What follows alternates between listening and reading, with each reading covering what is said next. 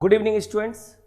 आज जो हम पढ़ने जा रहे हैं वो आपके चाइल्ड डेवलपमेंट एंड पेडागोगी यानी सीडीपी का बहुत ही इम्पॉर्टेंट लेसन है और डायरेक्टली और इनडायरेक्टली यहाँ से काफ़ी सारे सवाल आपके सीडीपी में सीटेट हो या स्टेट की टेट की परीक्षा हो, खासकर डब्ल्यूबी टेट की परीक्षा हो, काफ़ी सारे क्वेश्चंस आते हैं, यहाँ पे आ चुके हैं। मैंने जो सीडीपी का जो मॉक टेस्ट करवाया था 1, 2, 3, 4 यहाँ से भी काफ़ी क्वेश्चंस आ चुके हैं। तो आज जो हम लोग पढ़ने वाले हैं इस महान हस्ती का नाम है हावर्ड गार्डनर और हम पढ़ेंगे इनका मल्टीपल इंटेलिजेंसेस थ्योरी, है ना। तो यहाँ पे हमने इसके बारे में कई बार चर्चा की है, क्वेश्चंस के माध्यम चर्चा की है, हालांकि ऐसे नहीं की है। तो यहाँ पे हम लोग पढ़ेंगे कि मल्टीपल इंटेलिजेंसेस थ्योरी यानी कि गार्डनर मानते थे कि कोई एक पैमाना नहीं हो सकता है ये मापने का कि कोई व्यक्ति कितना इंटेलिजेंट है या किस चीज़ में इंटेलिजेंट है, किस सब्जेक्ट में या किस एस्पेक्ट पे वो इंटेलिजेंट है ना। जैसे कि अल्फ्रेड बिनेट ने जो आईक्यू टेस्ट निकाला था, केवल वो ये नहीं मानते थे, वो इस बात को रिजेक्ट करते थे कि केवल यही आईक्यू टेस्ट जो है कोई पैमाना नहीं हुआ जिससे आप ये मान ले कि अगर आईक्यू इससे 130 से प्लस है तो वो व्यक्ति जो है काफ़ी इंटेलिजेंट है या जीनियस है। ये मानते थे कि नहीं, इंटेलिजेंस जो है एक मल्टी डायमेंशनल एक कॉन्सेप्ट है और इसको अलग अलग दृष्टिकोण से समझने की ज़रूरत है ना। We need to analyse it properly so that we can understand that there are different kinds of intelligences a human man can possess in their life span। तो ये हम पढ़ेंगे। तो चलिए इसकी शुरुआत करते हैं। गुड इवनिंग, मैं राय सर आप सबका स्वागत करता हूँ काबिल एकेडमी के यूट्यूब चैनल पे। इसे पढ़ने से पहले मैंने एक लाइन लिखी है, देखिए, I me and myself as I am a limited edition. ये मेरी लाइन है, ये इसलिए मैंने लिखी है ये बताने के लिए कि भाई मैं हूँ, मैं चाहे जैसा भी हूँ, मैं हूँ। यानी भले ही मैं पढ़ाई में अच्छा नहीं हूँ लेकिन मैं किसी और चीज़ में अच्छा हूँ। वो म्यूज़िक हो सकता है, लैंग्वेज हो सकता है, आर्ट हो सकता है, विजुअल इंटेलिजेंस हो सकता है या दूसरे इंटरपर्सनल या इंट्रापर्सनल जो है इंटेलिजेंस हो सकते हैं। यानी कहने का मतलब ये है कि everyone is smart in the world. हर कोई किसी न किसी तरीके से बिल्कुल यूनिक है, बिल्कुल अलग है कि नहीं। तो यही है मल्टीपल इंटेलिजेंस थ्योरी। हम लोग यहाँ पढ़ने वाले हैं कि कैसे हर एक व्यक्ति अपने आप में इंटेलिजेंट होता है, स्मार्ट होता है। चलिए शुरू करते हैं। Howard Gardner. तो सबसे पहले यहाँ पे 2 लाइनें मैंने लिख के दी हैं और इसको जानना बहुत ज़रूरी है इस चैप्टर को शुरू करने से पहले कि व्हाट इज नॉलेज, ज्ञान क्या है।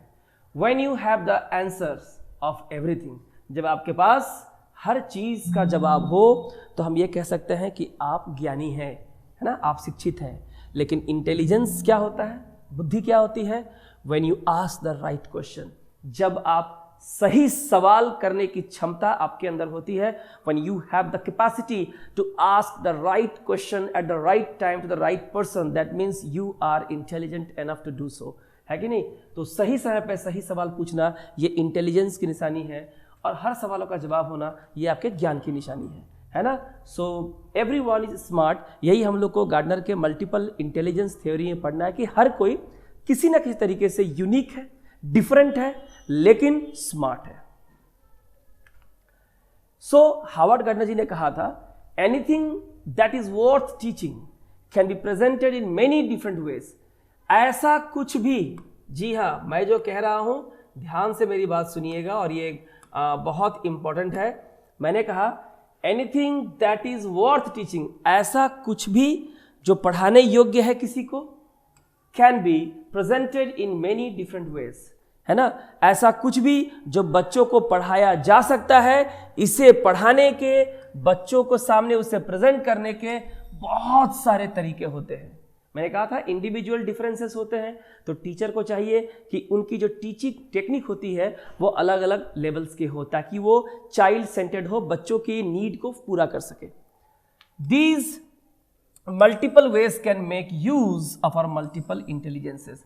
और ये जो मल्टीपल वे होते हैं, कुछ भी पढ़ाने के जो पढ़ाने के योग्य हैं और आपके पास इसे पढ़ाने के बहुत सारे तरीके हैं, यही मल्टीपल वेज जो होते हैं हमारे इंटेलिजेंस को अलग अलग तरीके से यूज कर सकते हैं।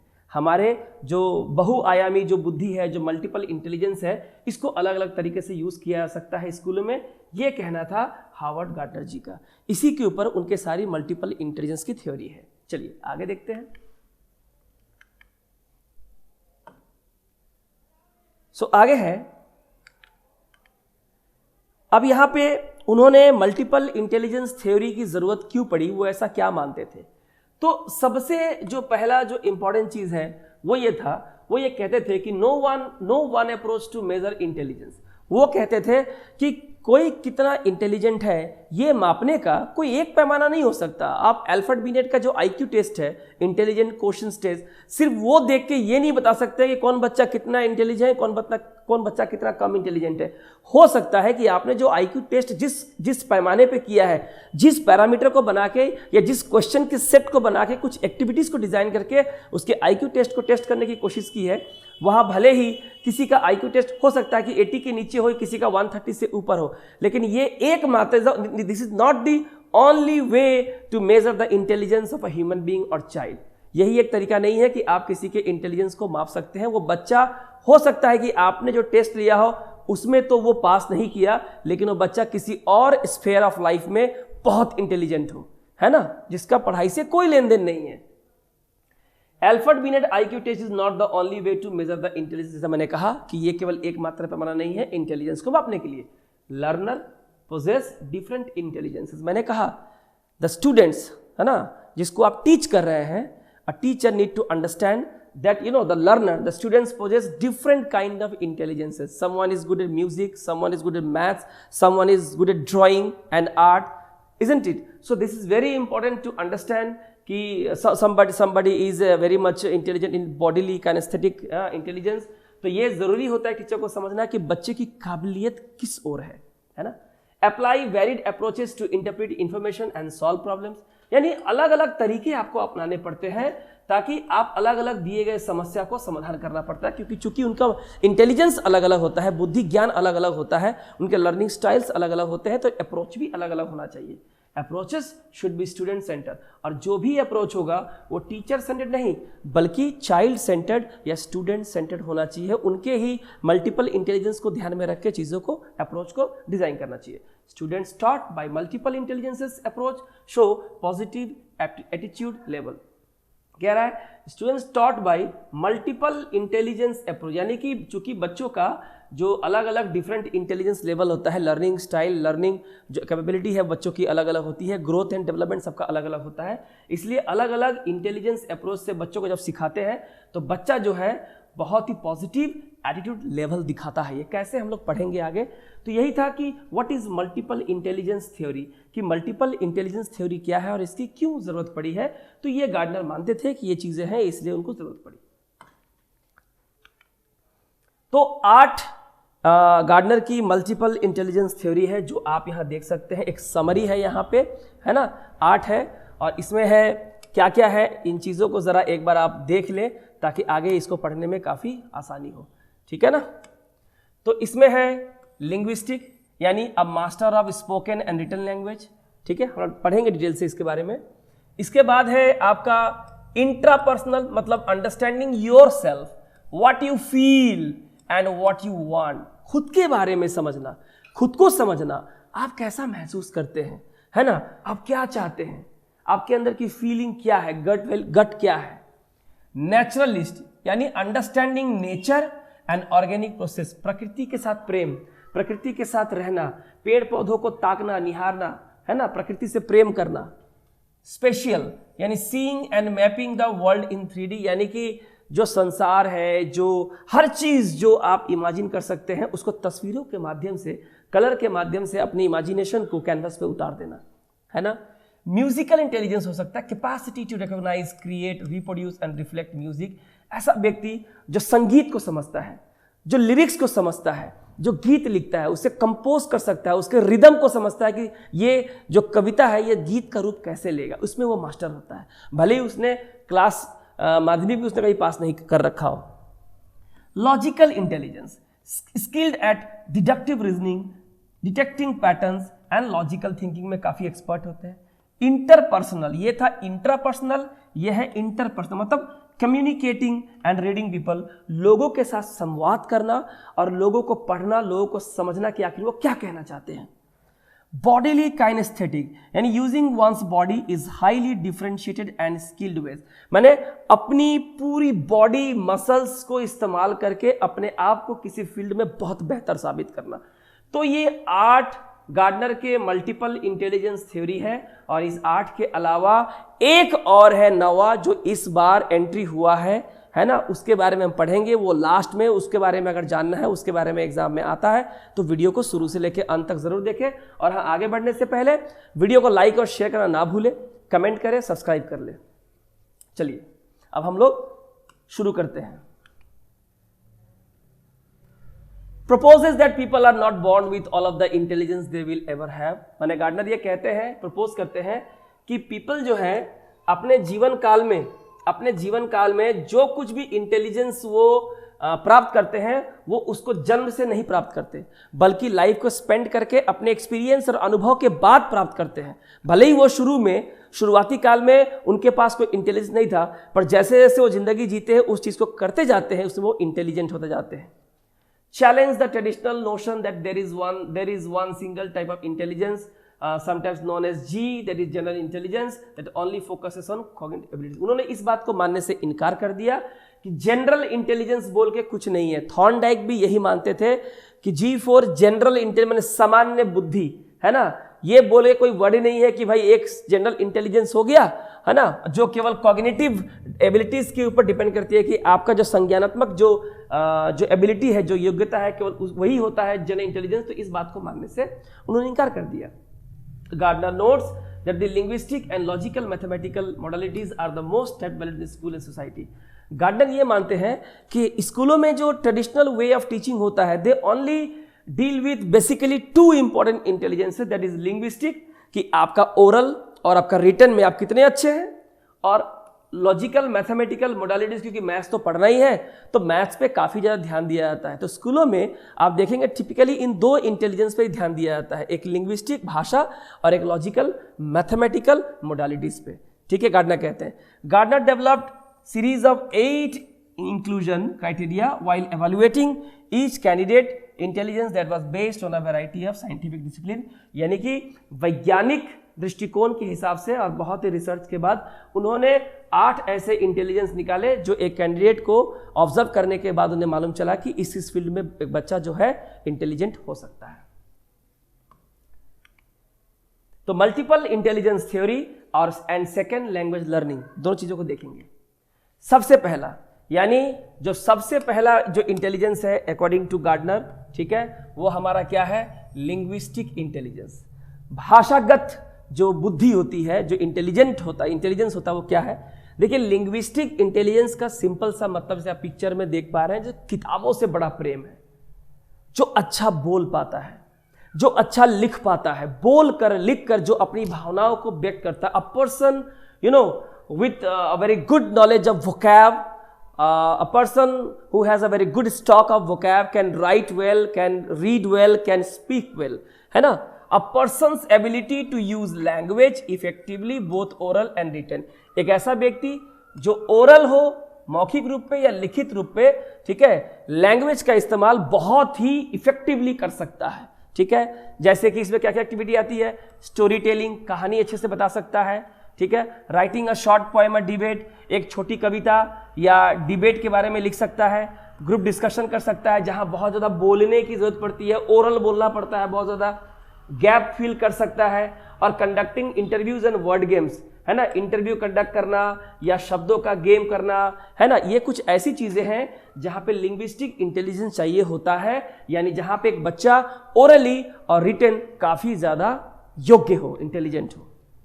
ठीक है, अब यहां पे देखिए एक छोटा सा जो मैं लाइन लिखा है कि जो पीपल विद जो लिंग्विस्टिक इंटेलिजेंस होते हैं, जिनके अंदर भाषागत बुद्धि का जो बुद्धि जो होती है ना, जैसे कि आप यहां देखिए William Shakespeare, linguistic intelligence, Chetan Bhagat आप जानते हैं ऑथर है, लिखते हैं, तो बताइए जो किताब लिख सकता है, जो कविता लिख सकता है, जो बड़े बड़े उपन्यास गद्य लिख सकता है, उसके अंदर लिंग्विस्टिक इंटेलिजेंस तो है ही, क्योंकि वो बोलने में भी बहुत अच्छा है और लिखने में भी बहुत अच्छा है ना।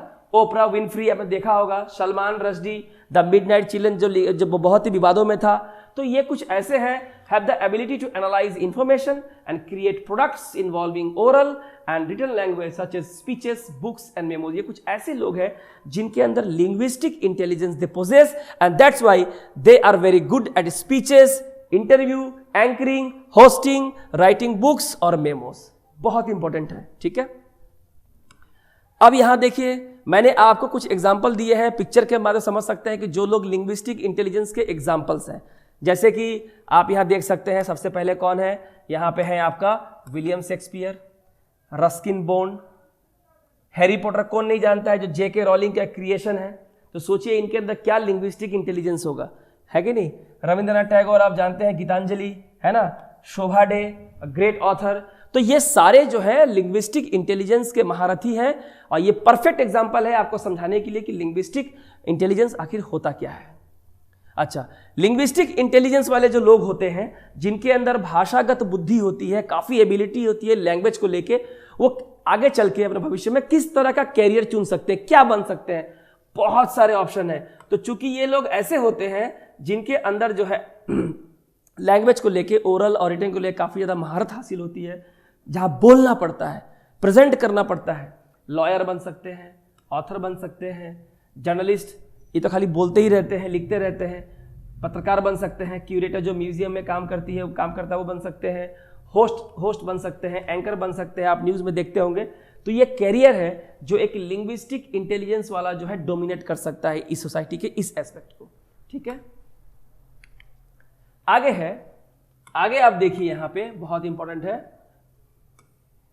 ये है विजुअल स्पेशियल इंटेलिजेंस। अब ये क्या है, विजुअल यानी आप जो देख पाते हैं, स्पेशियल यानी कि जो शेप्स वगैरह होते हैं, फिगर्स वगैरह होते हैं चीजों को, ability to imagine and form pictures and transform them into visual ideas and expression.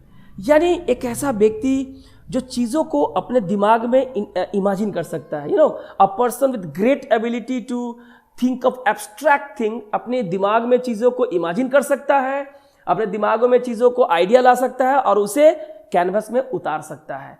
जो भी उसने सोचा है, जो भी फिगर, जो भी शेप, जो भी उसके दिमाग में आया है, कोई भी एक सीन, वो उसको नीचे उतार सकता है। ये एबिलिटी जिसमें होती है, जो अपने आइडियाज को एक्सप्रेस कर पाता है। इसमें कौन कौन सी एक्टिविटी शामिल होती है, डिस्क्राइबिंग पिक्चर्स, ये व्यक्ति किसी भी तरह के तस्वीरों को, उसमें क्या है, वो तस्वीर क्या कहती है, इसको बता सकता है। Using visual images for teaching vocabulary, यानी कि जो विजुअल इमेज होते हैं, जो दृश्यगत तस्वीरें होती हैं, उसका इस्तेमाल पढ़ाने के लिए, वोकैबुलरी शब्दकोश का ज्ञान देने के लिए, वर्ड मीनिंग पढ़ाने के लिए भी होता है।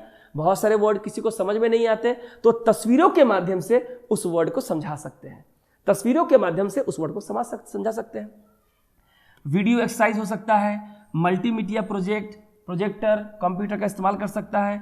Using charts and maps, charts और मैप में क्या होते हैं, रेखाएं होती हैं, तस्वीरें होती हैं, बहुत सारे लैंडस्केप्स होते हैं, है ना, लोकेशंस होते हैं। Graphics analysers and concept map, जो ग्राफिक एनालाइजर होते हैं, जो ग्राफिक या तस्वीरों का काम करते हैं, गेम बनाने का काम करते हैं, वीडियो गेम तैयार करते हैं या कॉन्सेप्ट मैप बनाने का काम करते हैं, ये सारे के सारे विजुअल स्पेशियल इंटेलिजेंस का ही हिस्सा है। ये देखिए कुछ फेमस लोग जो इस फील्ड में काफी महारत हासिल कर चुके हैं। वाल्ट डिज्नी, कौन नहीं जानता इनको, creator of Mickey mouse cartoon. Manish Malhotra, costume designer, जितने बॉलीवुड स्टार है, एक्टर एक्ट्रेस है, उनके कॉस्ट्यूम को डिजाइन करते हैं, करोड़ों की कीमत है। पैब्लो पिकासो, कौन है, ग्रेट पेंटर, है ना। सारनाथ बनर्जी, कौन है, India first graphic novel writer, the corridor, graphic novel यानी कि बहुत सारी तस्वीरों के माध्यम से उन्होंने एक नॉवेल लिखा है। तो ये विजुअल और स्पेशियल इंटेलिजेंस अगर ना हो तो ये चीज़ें पॉसिबल नहीं है। ये वो लोग हैं जिन्होंने इस इंटेलिजेंस के में महारत हासिल करके अपना करियर बनाया है। तो कौन कौन सा फील्ड आप चूज कर सकते हैं, कौन कौन सा करियर ले सकते हैं। आप पायलट बन सकते हैं, सर्जन बन सकते हैं, है ना, आर्किटेक्ट हो सकते हैं, ग्राफिक आर्टिस्ट हो सकते हैं, या फिर आप इंटीरियर डिजाइनर हो सकते हैं, जहां पे विजुअल या स्पेशियल इंटेलिजेंस की बहुत ज्यादा जरूरत होती है। तो ये करियर है जो इस तरह के इंटेलिजेंस वाले लोग इसको इस्तेमाल कर सकते हैं। आगे देखते हैं, लॉजिकल मैथमेटिकल इंटेलिजेंस। नाम ही तो मैथ है ना, लिखा हुआ है मैथ्स, यानी सीधी सी बात है, जो मैथ्स में बहुत अच्छा हो भाई, मैथमेटिकल इंटेलिजेंस में बहुत ही अच्छा हो। क्या होता है, गुड एट यूजिंग नंबर, जो संख्याओं को अच्छी तरह से इस्तेमाल कर पाए, प्रॉब्लम को सॉल्व कर पाए जो न्यूमेरिकल हो, enjoy facing new challenges in life, और जो अपने जीवन में आने वाले नए नए चैलेंजेस को फेस कर सकता है जो इनसे लॉजिकल मैथमेटिकल डिडक्शन से जुड़ा हुआ है।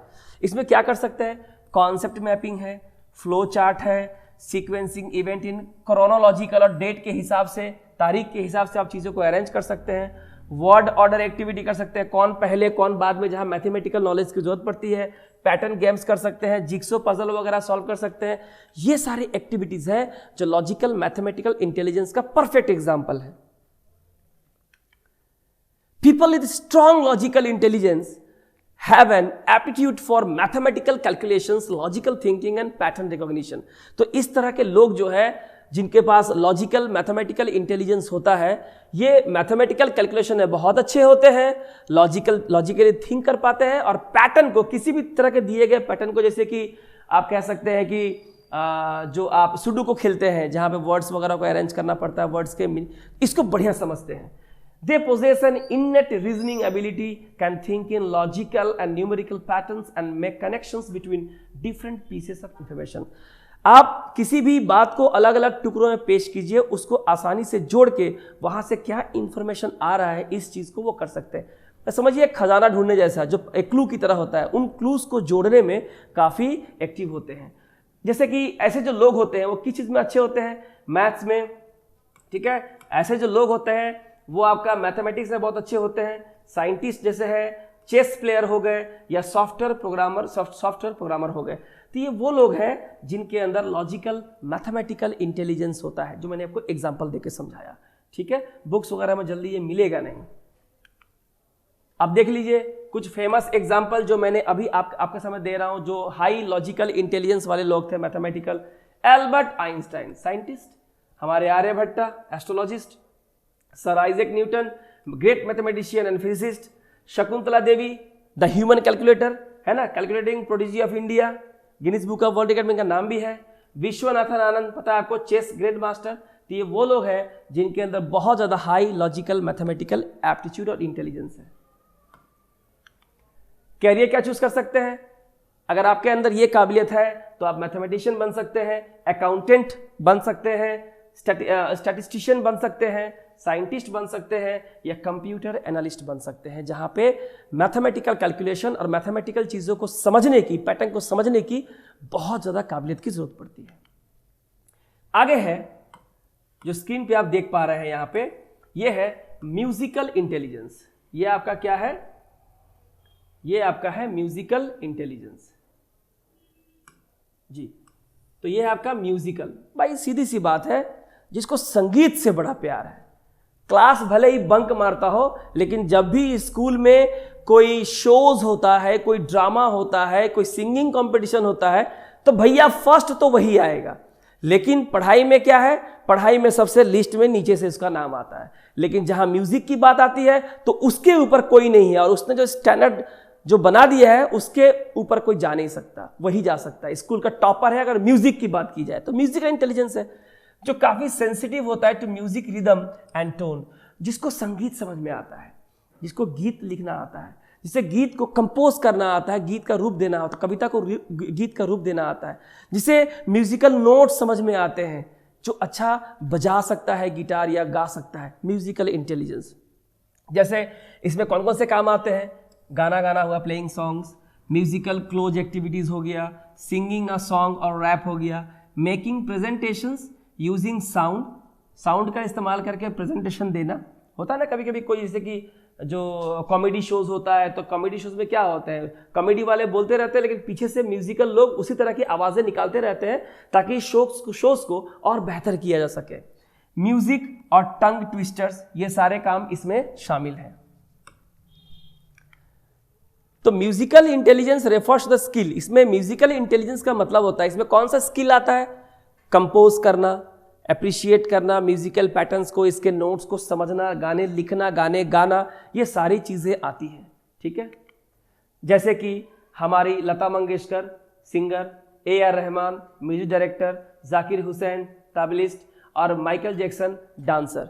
इनसे बेहतर अब कौन हो सकता है जिनके अंदर काफी हाई म्यूजिकल इंटेलिजेंस है। परफेक्ट एग्जाम्पल है। और जो लोग इस फील्ड में अच्छे हैं उनके लिए कौन कौन सा कैरियर है, वो सिंगर बन सकते हैं, कंपोजर बन सकते हैं, म्यूजिशियन बन सकते हैं, डीजे कर सकते हैं। तो बहुत आप लोग सब कुछ जानते हैं इन चीजों को, है कि नहीं।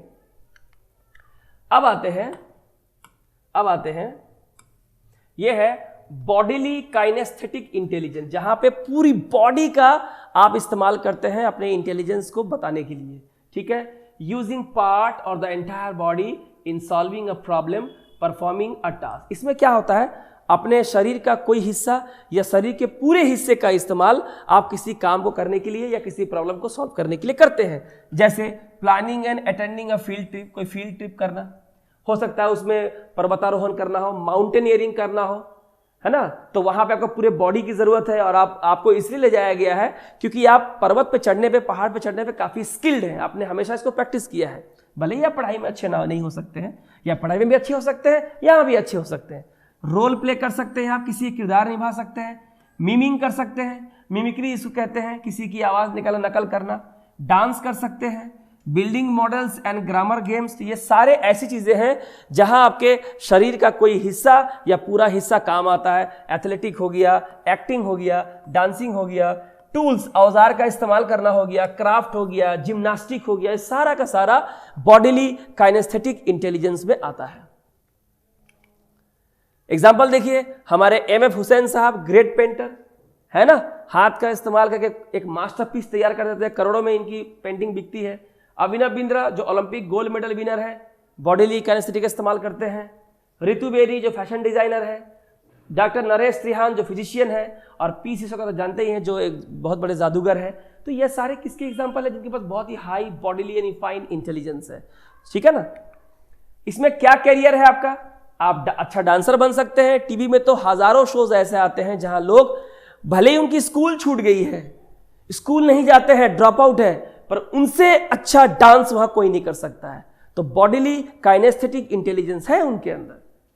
आप एथलीट बन सकते हैं, है ना, सर्जन बन सकते हैं, मैकेनिक बन सकते हैं, कारपेंटर्स बन सकते हैं, या फिजिकल थेरापिस्ट यानी कि जो आपका जो फिजियोथेरापिस्ट होता है, जो अपने पूरे बॉडी का इस्तेमाल करके आपके दर्द, हड्डियों या मसल्स के दर्द को दूर करता है, वो भी आप बन सकते हैं। इनमें हाई बॉडीली काइनेस्थेटिक इंटेलिजेंस होता है। आगे है इंटरपर्सनल इंटेलिजेंस। कुछ नहीं है, ये इंटरपर्सनल इंटेलिजेंस क्या है। अगर सीधी सीधी भाषा में कहूं तो आप बहुत सोशल हैं, लोगों से मिलते हैं, मिलते जुलते हैं, लोगों से बात करते हैं, कम्युनिकेट करते हैं, ग्रुप वर्क करते हैं, है ना, ग्रुप टास्क परफॉर्म करते हैं, लोगों से कोऑपरेट करते हैं, उनसे कम्युनिकेट करते हैं, कम्युनिकेशन लेते हैं, हर चीज़ में काफ़ी सामाजिक होना। इसमें क्या है, कंडक्टिंग अ मीटिंग कंडक्ट करना, जहां आपको सारे लोग बैठ के बात करना होता है, ग्रुप वर्क करना, practice giving and receive feedback, आपने प्रैक्टिस करने के लिए दिया, उनसे फीडबैक लिया, 2 वे कम्युनिकेशन, सर्वे करते हैं, पोल करते हैं, ग्रुप ब्रेनस्टॉर्मिंग करते हैं। तो ये वो एक्टिविटीज़ है जो हमारे इंटरपर्सनल इंटेलिजेंस में आते हैं। लोगों से मिलना, हाथ शेक करना, उनसे थोड़ी बातें करना, कम्युनिकेट करना, सब इसमें आता है, ठीक है। पीपल विथ इंटरपर्सनल इंटेलिजेंस जैसे कि Mahatma Gandhi, Mother Teresa have an ability to recognise and understand other peoples moods, desires, motivations and intentions, ठीक है। तो जो इंटरपर्सनल जो इंटेलिजेंस होता है, जैसे कि हमारे राष्ट्रपिता महात्मा गांधी, मदर टेरेसा, ये कुछ ऐसे लोग थे जो सामने वाले लोगों से संवाद करके उनके फीलिंग को समझते थे, है ना, वो उनका मूड क्या है, उनकी क्या इच्छाएं हैं, क्या डिमांड्स हैं, क्या मोटिवेशंस है उनके पास, या क्या देना होगा, या उनकी क्या इंटेंशंस है, क्या इरादे हैं, इन चीज़ों को काफ़ी समझते। तो काफ़ी हाईली माने जिनके पास इंटरपर्सनल इंटेलिजेंस था, महात्मा गांधी हो सकता है, मदर टेरेसा हो सकता है, और भी बहुत सारे लोग हैं। एग्जाम्पल देखिए, Mahatma Gandhi father the nation, doctor APJ Abdul Kalam scientist, one of the finest president of India तो नहीं रहे, है ना। Oprah Winfrey TV talk show host, आपने देखा हो कितनी बार उन्हें इंटरव्यू लेते हुए, है ना। बरखा दत्त तो पता ही है जो NDTV की एडिटर है कि नहीं। तो ये कुछ ऐसे लोग हैं जो सामने वाले का मूड समझते हैं, उनके मोटिवेशन को समझते हैं और उनसे कम्युनिकेट कर पाते हैं। कैरियर क्या है, ठीक है, तो इस फील्ड में आप ये सारी चीजें आप कर सकते हैं, बन सकते हैं। इसके बाद क्या है, इंट्रापर्सनल। तो इंट्रापर्सनल क्या होता है, हमने अभी पढ़ा इंटरपर्सनल, ये है इंट्रा इंटेलिजेंस। इंट्रापर्सनल इंटेलिजेंस खुद से बात करना, खुद को समझना, talk to yourself, try to understand yourself, what are you doing, what do you want, how do you feel and what are your feelings are all about, है ना, आपके फीलिंग्स क्या है, आप क्या सोचते हैं, क्या समझते हैं, क्या बनना चाहते हैं, वगैरह वगैरह वगैरह।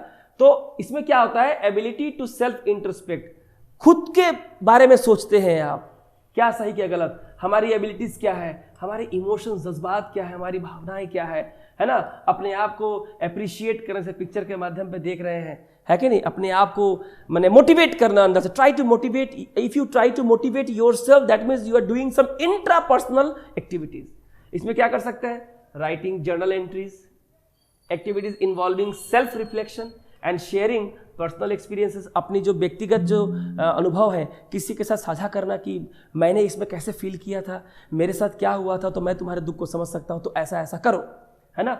एक्सेसिंग वंस वर्क, अपने ही काम का मूल्यांकन करना कि मैंने कितना सही कितना गलत किया। सेटिंग एंड परस्यूइंग अ गोल, अपने लिए किसी लक्ष्य को रखना और उसे प्राप्त करना, ठीक है। पीपल विथ इंट्रापर्सनल इंटेलिजेंस जो होता है, जैसे कि जो है अभी आपको पता है एरिस्टोटल, कौन है, एरिस्टोटल, है ना, और Maya Angelou have an ability to recognise and understand his और हर ओन मूड्स, अपने ही मूड्स को समझना, अपने फीलिंग्स को, डिजायर को, मोटिवेशंस को और इंटेंशंस को समझना। दिस टाइप ऑफ इंटेलिजेंस जो होता है can help person to understand which life goals are important and how to achieve. ऐसे लोग जो होते हैं वो ये समझते हैं कि आखिर वो जीवन का कौन सा लक्ष्य है जो उनके लिए सही है और उस लक्ष्य को प्राप्त करने के लिए उन्हें क्या क्या करना होगा। दैट इज इंट्रापर्सनल, है कि नहीं। आप करते हैं ना, आप योग क्यों करते हैं, आप जब योग करते हैं तो आप अपने आप से बात करते हैं, अपने आप को समझते हैं, दिन भर आपने क्या किया, आपके जीवन का लक्ष्य क्या है, आप उसे कैसा पूरा करेंगे, क्या गलतियां की, क्या आपको करने की जरूरत है, लाइफ में क्या जरूरी है क्या जरूरी नहीं है। जैसे famous people which high intrapersonal intelligence, Swami Vivekananda, Dalai Lama, Sathya Sai बाबा, ओशो, इन सब के बारे में आप लोगों ने पढ़ा है, सुना है कि नहीं, देखा भी है। तो ये लोग ऐसे हैं जिनके अंदर काफ़ी हाई इंट्रापर्सनल इंटेलिजेंस है, जो अपना भी और दूसरों का भी मार्गदर्शन कर सकते हैं, ठीक है। आगे है नेचुरलिस्टिक इंटेलिजेंस, नाम ही है नेचर, क्या है, नेचुरलिस्टिक, माने our abilities and skills to observe, recognise, analyse the natural world that includes flora and fauna. यानी आपके अंदर कुछ ऐसी काबिलियत या आपका प्रकृति के प्रति intense love and affection to the nature, to the mother nature, अपने जंगलों में घूमना, है ना, flora and fauna, plants and animals के बारे में जानना। बेस्ट एग्जांपल कौन है, बेस्ट एग्जांपल जानते हैं कौन है, आप डिस्कवरी चैनल देखते होंगे, बियर ग्रिल्स।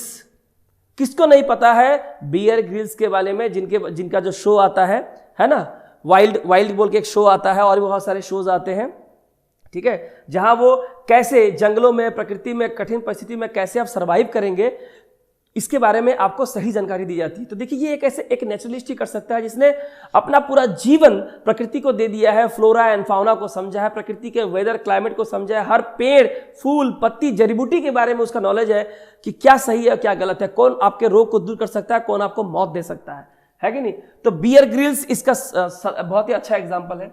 इसमें क्या क्या आता है activities, learning vocabulary, exploring outdoors but in English, shopping and other field trips, collecting plants to learn appropriate vocabulary, field trips to museums, जाते हैं म्यूजियम में, involvement in environment protection project, जो पर्यावरण को बचाने के लिए जितने भी प्रोजेक्ट्स हैं, नर्मदा बचाओ आंदोलन, है ना, चिपको आंदोलन, तो ये वो लोग, मेधा पाटकर, है ना, तो ये जो कुछ जो नाम है, ये वो कौन लोग हैं, ये नेचुरलिस्टिक इंटेलिजेंस वाले लोग हैं जो प्रकृति को बचाने के अपने प्राण तक दे सकते हैं, ठीक है। So people with naturalistic intelligence जैसे कि चार्ल्स डार्विन, सबको पता है, and Jane Goodall have an ability to identify and distinguish among different types of plants, animals and weather formations that are found in the natural world. ये वो लोग थे जिन्होंने, चार्ल्स डार्विन के बारे में सब कोई जानता है ना, the origin of human beings, मनुष्य का विकास कैसे हुआ, पेड़ पौधे, उनकी प्रकृति, मौसम, जलवायु, इन सब के बारे में, है ना, प्राकृतिक संसार के बारे में इनको बहुत ज्यादा ज्ञान था, ठीक है। देखिए नेचुरलिस्टिक इंटेलिजेंस वाले लोग जैसे R K. Pachauri, Indian environmentalist, Nobel prize winner, Menaka Gandhi, blue cross activist, Charles Darwin, naturalist, author of the origin of species, और Medha Patkar, social activist of Narmada Bachao. तो ये वो लोग हैं जिसके अंदर काफी ज्यादा हाई नेचुरलिस्टिक इंटेलिजेंस था, प्रकृति के प्रति अगाध प्रेम। ठीक है, और यहाँ पे आप कौन कौन सा करियर चूज कर सकते हैं, बहुत सारे करियर है, मैंने यहाँ पे दिया है। बायोलॉजिस्ट बन सकते हैं, जूलॉजिस्ट बन सकते हैं, बॉटनिस्ट बन सकते हैं, एस्ट्रोनॉमर बन सकते हैं। ये वो करियर है जो नेचुरलिस्टिक इंटेलिजेंस वाले लोग जो है अपने लिए चुनते हैं। ठीक है, इसके बाद जो मैंने आपको कहा था कि एक नौवा भी जो है, 8 हमने पढ़ लिया, एक नवा भी जो है अभी प्रचलन में है जिसके बारे में जानना बहुत जरूरी होती है। एक ऐसा इंटेलिजेंस जहां आप खुद से सवाल करते हैं, खुद के अस्तित्व, एग्जिस्टेंस के बारे में सवाल करते हैं कि आप जो एग्जिस्ट करते हैं क्यों एग्जिस्ट करते हैं, आपका पर्पस क्या है लाइफ का। एग्जिस्ट, इसका मतलब है existential intelligence, our sensitivity to our existence, asking questions about our life and where have we originated from and where do we go. हमारे अस्तित्व के बारे में सवाल पूछना, हमारे लाइफ के बारे में कि हम कैसे पैदा लिए, कहाँ से लिए और हम कहाँ जा रहे हैं। इसमें क्या क्या एक्टिविटीज होते हैं, cultural lessons on different societies, अलग अलग समाज के ऊपर जो सांस्कृतिक जो उपदेश होता है वो, contemplating different religious believes but with reasoning, thought provoking activities on challenges and consequences of life style choices, कि आप जो अपने लिए लाइफ स्टाइल चूज करते हैं, कैरियर चूज करते हैं, इसके क्या परिणाम हो सकते हैं, क्या अच्छा क्या बुरा हो सकता है। ये जो आप सवाल पूछते हैं अपने ही एग्जिस्टेंस के बारे में, इसे हम लोग एग्जिस्टेंशियल इंटेलिजेंस कहते हैं। मैंने यहाँ लिख दिया है, existential intelligence can be defined as the ability to be sensitive to और have the capacity for conceptualising और tackling deeper or larger questions about human existence, such as the meaning of life. What is the meaning of life? Why are we born? Why do we die? What is consciousness? और how did we get here? ठीक है ना। तो ये सवाल जो आप पूछते हैं अपने आप से, और आप जानते हैं कि आजकल इस तरह का जो स्पिरिचुअल जितने भी लीडर्स होते हैं, जो आपको बाबा संत जो होते हैं, जो इस सवालों का जवाब गीता, कुरान, बाइबल के माध्यम से देते हैं, they are the examples of existential intelligence. तो गार्डनर के मल्टीपल इंटेलिजेंस थ्योरी में कौन कौन से रिकमेंडेशंस हैं, उन रिकमेंडेशन को पढ़ लेते हैं कि इससे क्या होता है। पहला दिया है, results in high performance levels in ESL classes. जो ईएसएल के क्लासेस होते हैं उसमें बेहतर प्रदर्शन करने के लिए अगर हम इन इंटेलिजेंस को अगर हम ऐड करते हैं, इंटीग्रेट करते हैं अपने एजुकेशन के साथ, तो काफ़ी अच्छे रिजल्ट्स, पॉजिटिव रिजल्ट आ सकते हैं। Careful planning and analysing can help teacher structure there lesson plan. अपने लेसन प्लान को अगर टीचर तैयार करते हैं तो इससे उनको प्लानिंग करने में और उसे एनालाइजिंग करने में कि वो जो लेसन प्लान बना के जो क्लास लेने जा रहे हैं, पढ़ाने जा रहे हैं, वो कितना इफेक्टिव हो सकता है। Training and workshops needed to guide teachers. Teachers को गाइड करने के लिए, उनको बेहतर करने के लिए ट्रेनिंग और वर्कशॉप किया जा सकता है ना। Teachers need to use various forms of assessment to do justice. और टीचर जो है, मूल्यांकन के अलग अलग तरीके होते हैं कि उन्होंने जो कुछ भी पढ़ाया क्लास के अंदर उसे मूल्यांकन करने के बहुत सारे तरीके हैं, ताकि इस चीज़ को जस्टिफाई कर सके कि उन्होंने कहाँ तक अच्छा किया। डिबेट्स है, रोल प्ले है, प्रोजेक्ट है, प्रेजेंटेशंस है, to provide incentive to such learner. और जो लोग इन फील्ड में बेहतर कर सकते हैं उनको इंसेंटिव देना, उनको मोटिवेट करना, जिसके अलग अलग तरीके हो सकते हैं जो टीचर के ऊपर डिपेंड करता है। सो कंक्लूजन क्या है? कंक्लूजन है, multiple intelligence theory has more benefits than limitations. कि जो मल्टीपल इंटेलिजेंस थ्योरी है गार्डनर के, इसके लाभ ज्यादा है, हानि कम। An opportunity to introspect and analyse on their capabilities, कि बच्चों की कैपेबिलिटी क्या है, बच्चों की योग्यता क्या है। हो सकता है कि कोई बच्चा पढ़ाई में अच्छा ना हो, स्पोर्ट्स में बहुत शानदार है। कोई बच्चा पढ़ाई में अच्छा नहीं है, संगीत में बहुत शानदार है। कोई बच्चा दोनों में अच्छा है, तीनों में अच्छा है, चारों में अच्छा है। कोई बच्चा 8 में अच्छा हो सकता है, क्योंकि 8 इंटेलिजेंस जो होते हैं आपस में interconnected like a spider web. A paradigm shift in their experiences can create more learner centred classes. अगर इन चीजों को अगर आप अप्लाई करते हैं क्लासेस में टीचर होने के नाते, तो लर्नर सेंटर्ड यानी कि चाइल्ड सेंटर्ड करिकुलम को आप क्रिएट करने में काफी आपको मदद मिलेगा, जहां बच्चों को सेंटर में रख के चीजों को बना सकते हैं। Educators can raise the level of linguistic skills of their learner. और जो शिक्षक होते हैं, जो पढ़ाते हैं, वो बच्चों का जो लिंग्विस्टिक स्किल है यानी कि ओरल और रिटन स्किल जो है इसको बेहतर कर सकते हैं कई सारे उपाय करके। It develops there communication skill, और दूसरों से वाद संवाद करने का यानी कम्युनिकेशन करने का, फीडबैक लेने का जो स्किल होता है इसको डेवलप किया जा सकता है डिबेट के जरिए, ग्रुप डिस्कशन है, ग्रुप वर्क है, प्रोजेक्ट वर्क है, लेक्चर देना, स्पीच क्रिएट करना, भाषण लिखना, बहुत सारे तरीके हैं। A great potential to bring out the best in both the educators as well as learner. और ये बहुत ही बेहतर तरीका है बच्चों के अंदर की काबिलियत को ही नहीं बल्कि टीचर की काबिलियत को भी बाहर लेके आना, और इसके लिए ट्रेनिंग और वर्कशॉप बहुत जरूरी है।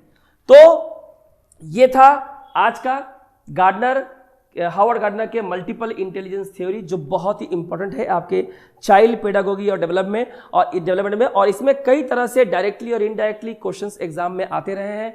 मैंने जो 4 CDP के मॉक टेस्ट जो करवाए हैं वहाँ पे भी मैंने ये सारे क्वेश्चंस दिए हुए हैं, और आज मैंने ऑफिशियली इस पूरे मल्टीपल इंटेलिजेंस थ्योरी को मैंने आपको पढ़ा दिया। तो मुझे पूरी उम्मीद है कि आपको ये समझ में आया होगा, और आपसे हम फिर से अलग से एक वीडियो में मुलाकात होगी। तब तक आप रखें अपना पूरा ख्याल। Thank you.